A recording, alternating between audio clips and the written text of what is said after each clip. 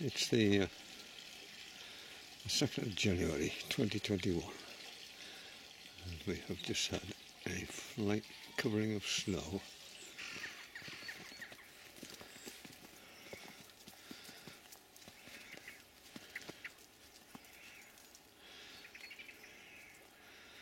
I mean, it looks nice, but it's blooming awful stuff.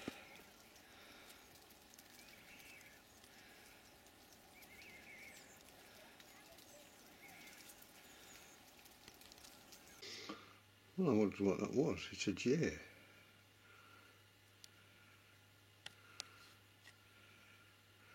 And it's eating hazelnuts. That lovely blue flash.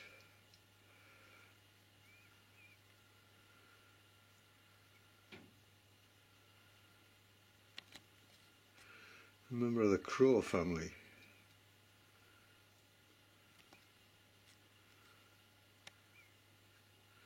It's a very pretty bird. Well, it's the 2nd of February.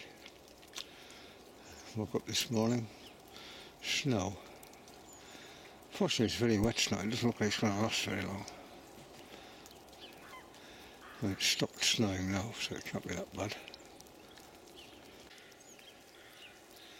The reddish brown of the leaves on the oak trees. Everything else is black and white.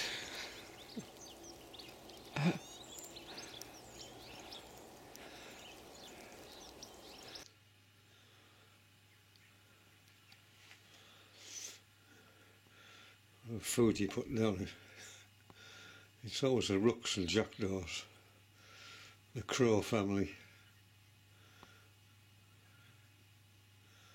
A very shirty mind.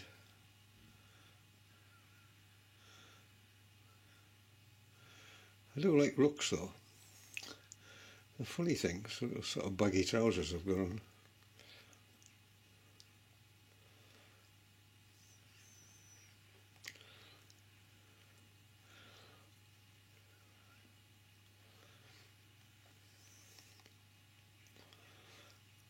They're really edgy, sort of walk sideways.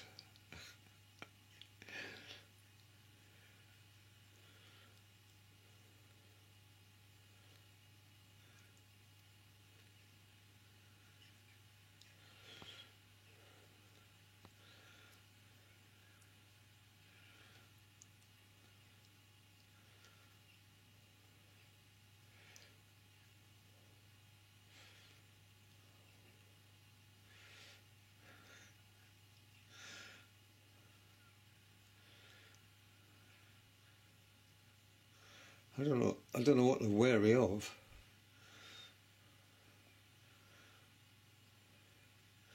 What a stressful life they lead.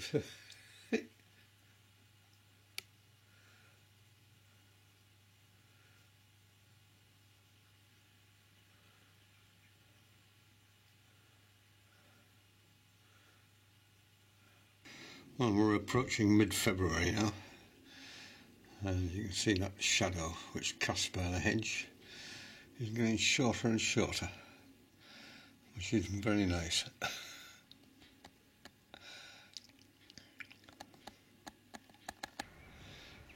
It's been a day of cutting back. Lots of these hazel branches hit you in the face when you're cutting these paths. So they've all been chopped right back, and now it just remains to pick up all the detritus and stick it on this bonfire.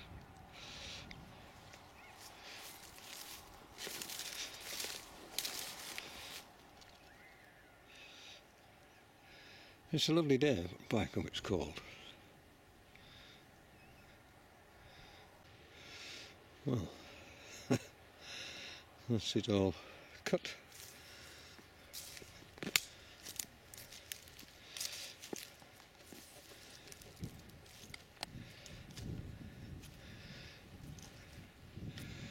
It just remains now to cart it all up to the top of the garden and burn it.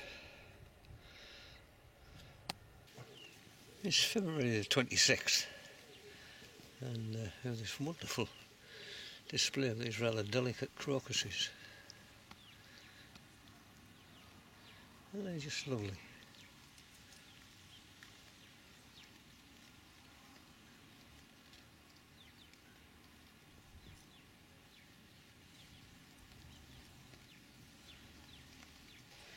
Lots of snowdrops, inevitably.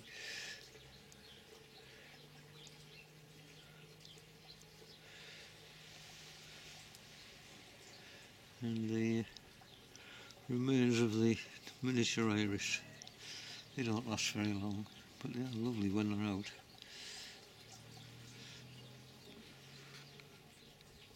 These are all snowdrops I planted out last year.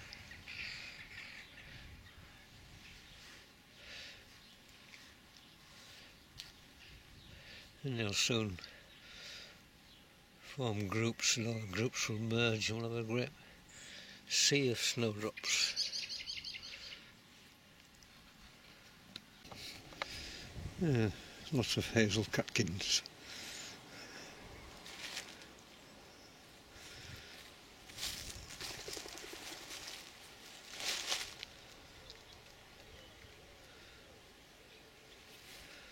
Hopefully, lots of hazelnuts. But time will tell.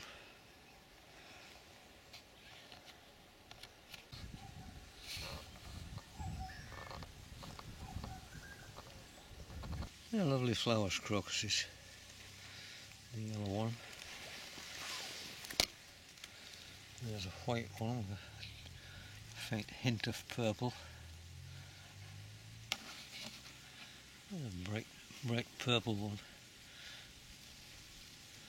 You just stick them in the ground, they come out year after year. Isn't that a lovely display?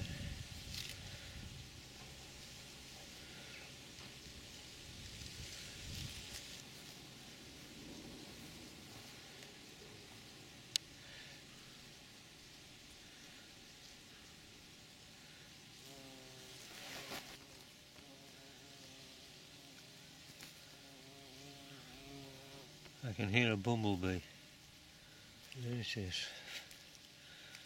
First bee of the season, wonderful. Queen bee.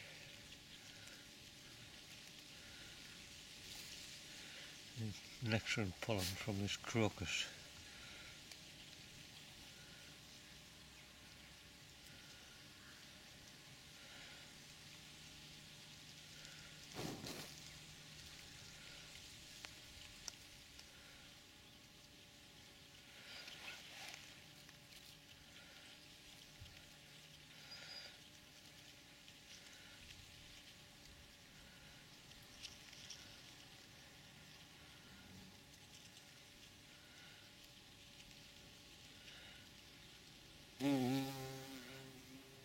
Isn't that a lovely sound?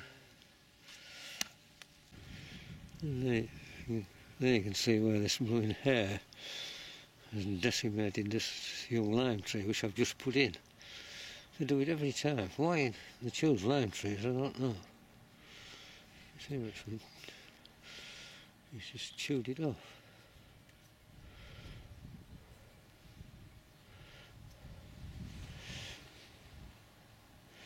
Well, there are some buds there.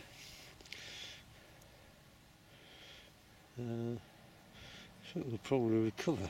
Anyway, I've just surrounded it with a bit of debris just to try and keep the blooming thing off. And then Boston Ivy, I've cut it right back this year so I can reach it from a pair of step ladders rather than having to get the ladder out every time I want to trim it back. Hopefully it'll be a lot easier to manage. And the beech hedges around the front garden, they're just becoming a bit too much to handle without getting the steps out.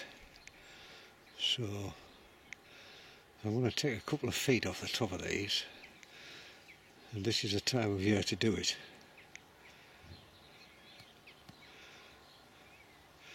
So I'll just go along with a chainsaw. It looks a right mess when you finish, but they soon recover. Well, that's one half of the top cut. Just got to go around and cut the other half.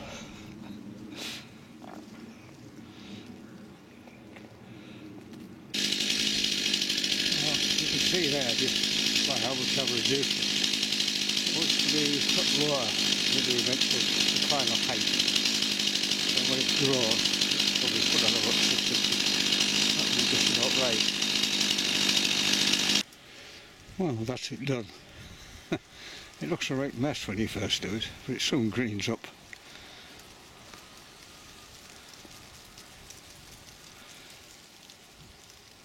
And next year I'll give one of the sides a real hack back. It doesn't pay to do it all at once.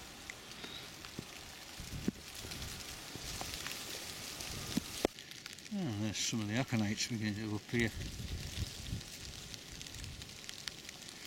This cold March day. And the next job with the hedges is to take the top off this one as well. It acts as a windbreak, so I'm not going to take as much off the top. Again, down this side,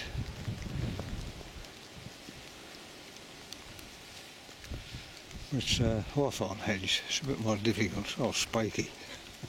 It's more difficult to carry away. Well, that's the hedge cut. A couple of feet off the top so it'll be a bit more manageable next year. It leaves an awful lot of rubbish. A great tangle of hawthorn which has to be taken away.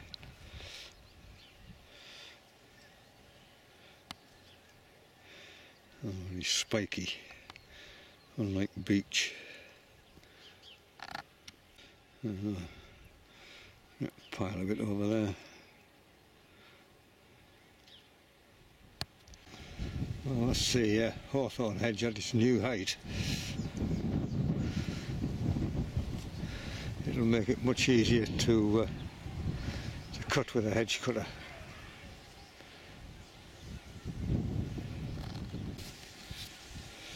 Well, there's the top of the beech hedge. And there's the tops of the hawthorn hedges. When the wind's in the right direction, it will all be to burn.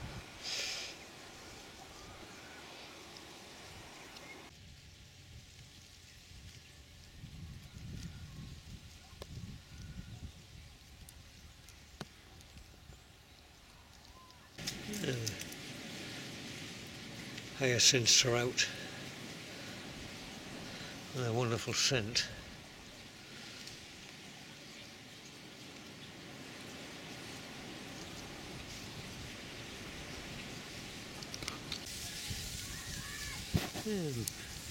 Miniature daffodils. Absolutely tiny little things here. They're lovely.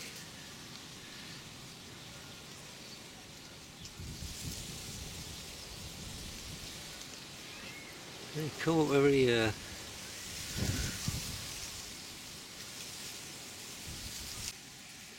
And every year these anemones spread further and further and further.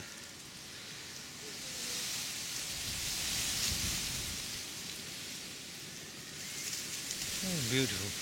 Blue. Striking blue.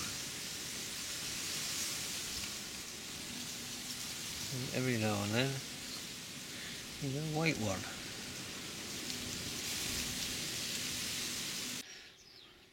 Well, it's the last day of March. It's a beautiful warm day. A lovely white daffodil.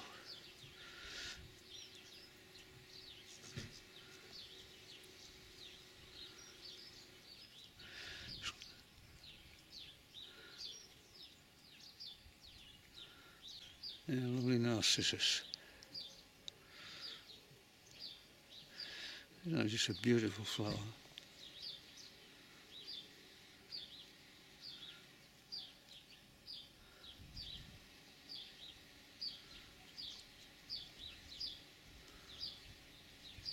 and masses of plum blossom about to emerge.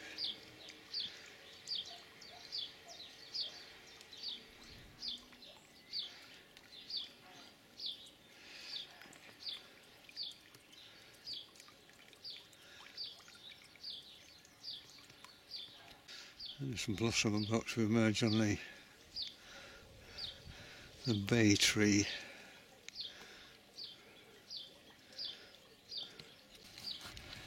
And lots of ladybirds. A little bit different.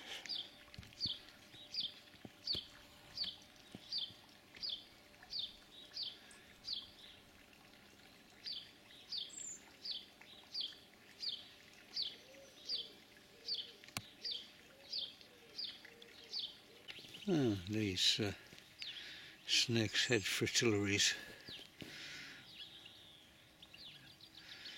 Lovely in the sunshine. Drooping flowers, a checkered pattern on them.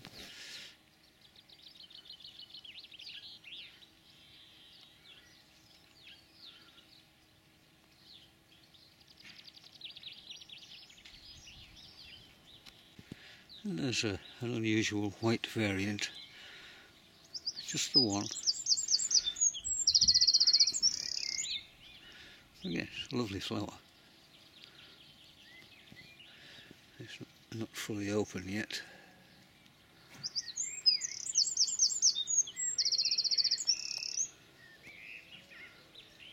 Seven spot ladybirds.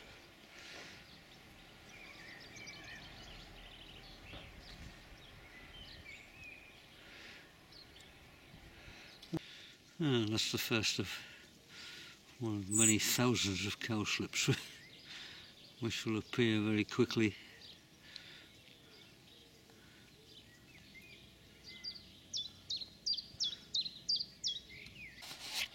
A pair of small tortoise shells.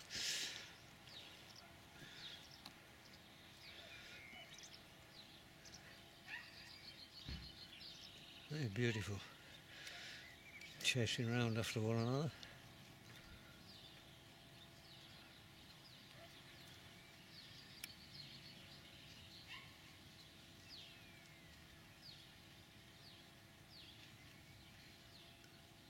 And there's another pair. Freshly minted.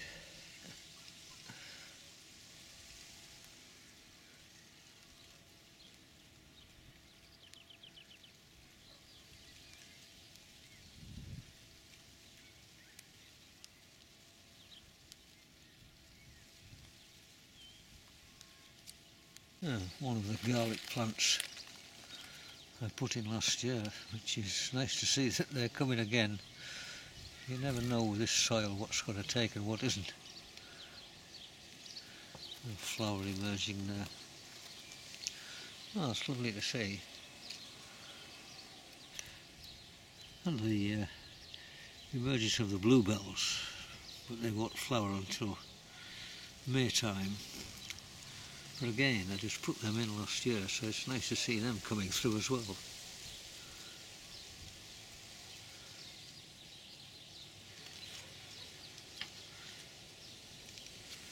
And hopefully they'll spread and you get a huge swathe of them. And flowers on the maple tree. A lovely lime green. And flower before the leaves appear.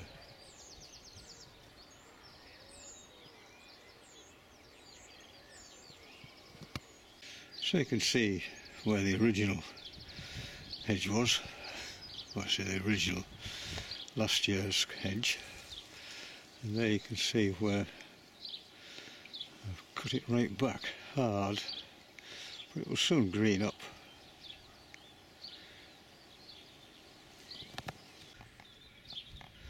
And there is the emergence of the rhubarb.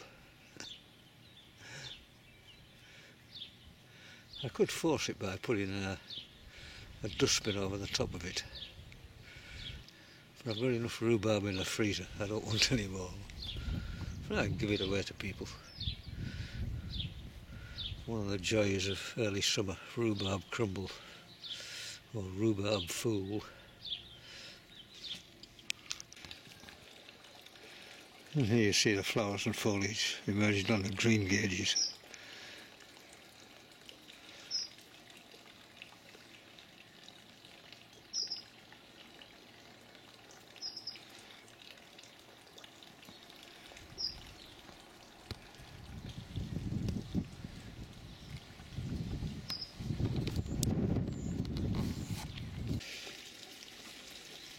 Well, it's the 1st of April and it's turned decidedly cold, and the fruit trees suffer very badly from aphids. And if I don't spray it, then terrible crinkling leaves and not much in the way of fruit. So the flowers haven't opened yet. It's a coldish day, it's calm, there's no insects about, and the leaves are just beginning to develop. So this is the time, the first time, that I'll spray them with a pesticide. And this is a brownie apple, and it suffers really badly with aphids if you let them get old.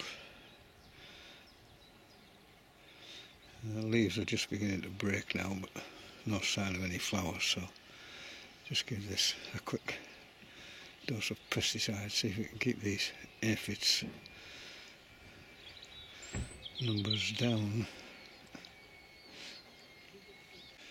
And this is the Cox's pippin, and again it suffers badly with aphids, so it'll get a spray as well before the flowers appear and the insects get on it. The last thing I want to do is be poisoning, pollinating insects.